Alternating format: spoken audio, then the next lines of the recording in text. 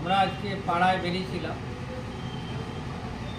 যে দেখলাম একটা দিদিভাই রুটি করছে।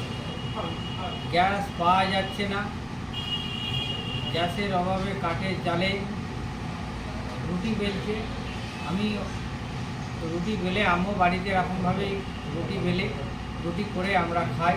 তার জন্য আমারও কি মন গেল, দিদিভাই আমাদের কাছে এগিয়ে এলো, এগিয়ে এসে আমরা ভোট চাইতে গেছিলাম যে মাননীয় মুখ্যমন্ত্রী 15 বছরে যে উন্নয়ন করেছে, আপনি কি লক্ষ্মী ভাণ্ডার পাচ্ছেন?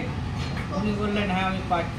তারপরে আমি বললাম আমি একটু রুটিটা বেলে, আমি একটা রুটি করলাম, আবার একটা রুটি বেলে আবার রুটিটা আবার দিলাম তাওয়ায় দিয়ে আমি দুখানা রুটি করি।